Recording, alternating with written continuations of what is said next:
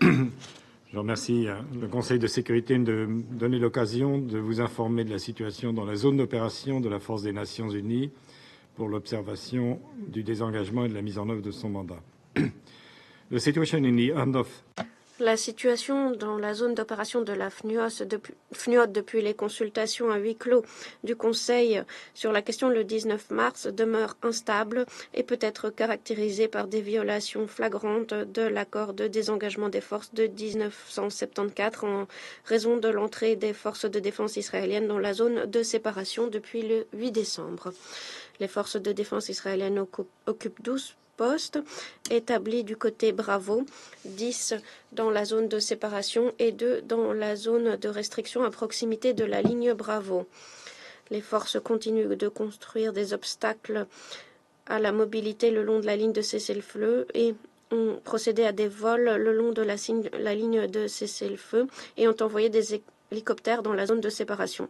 Les forces continuent d'imposer une restriction de circulation à la FNUOD et au personnel d'observation dans la zone de séparation. Ces restrictions de circulation sont aussi imposées à des résidents de la région. Les résidents se sont opposés à ces activités qui entravent l'agriculture. Ils se sont opposés à la détention de civils, la saisie de bétail. Certains résidents ont appelé la FNUOD à demander aux forces israéliennes de quitter leur village. Cet environnement opérationnel difficile, le personnel de la FNUOD, soutenu par le groupe d'observateurs du Golan, continue de mener à bien, au mieux de ses capacités, les activités qui lui ont été confiées, à savoir l'observation de la zone de séparation et de la ligne de cessez-le-feu à partir de ses positions, ainsi que les patrouilles et les rapports sur l'évolution de la situation. Permettez-moi de faire le point sur l'évolution de la situation sécuritaire dans la zone d'opération de la FNUOD. Au cours des dernières semaines, le personnel de la FNUOD a observé de multiples explosions du côté Bravo, qu'il a estimé être une activité kinétique significative liée aux efforts des forces de défense d'Israël en vue de, et je cite, la démilitarisation du sud de la Syrie. Le 27 mars, suite à une attaque des forces de défense israéliennes dans une zone de la zone de limitation, les forces de défense ont indiqué, je cite, « Lors d'activités planifiées par les forces de défense israéliennes, certains individus armés ont ouvert le feu contre des forces de défense israéliennes. Nous avons envoyé un instrument aérien pour faire le suivi de la situation. Cet instrument a été attaqué. » Plus récemment, à l'aube du 3 avril, le personnel de la FNUOD, dans la zone de séparation, a observé des troupes des forces de défense israéliennes dans des véhicules se déplaçant vers le sud-est du côté Bravo.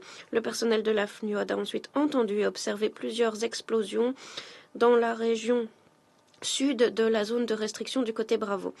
La FNUOD a estimé que ces explosions étaient le fruit d'impact de tirs d'artillerie des forces de défense israéliennes à Nawa et Tassil. Le 3 avril, les forces de défense israéliennes ont indiqué à la FNUOD que ces dernières heures, les forces de défense israéliennes avaient frappé plusieurs capacités militaires dans les bases militaires syriennes de Hama et à T4, ainsi que des infrastructures militaires à Damas. Les forces de défense vont continuer à agir de la sorte afin d'éliminer toute menace pour l'État d'Israël. De plus, des sources publiques ont indiqué que le 3 avril, des incidents ont lieu à Dera, y compris à Tazil et Nawa.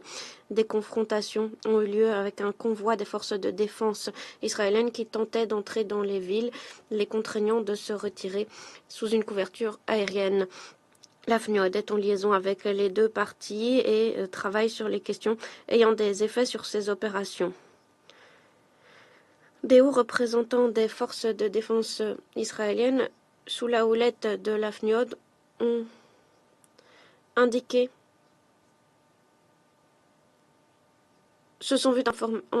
qu'ils n'avaient pas d'ambition territoriale en Syrie.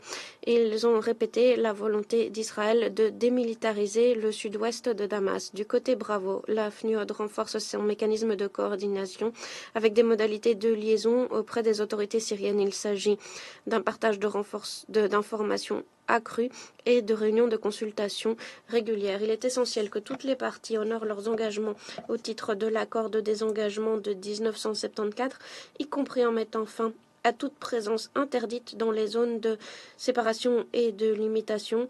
Il convient également d'éviter toute mesure qui pourrait hypothéquer le cessez-le-feu et la stabilité du Golan syrien. Aucune force ou activité militaire ne saurait avoir lieu dans la zone de séparation, autre que celle de la FNUOD. Toutes ces actions sont contraires à l'accord et sont inacceptables.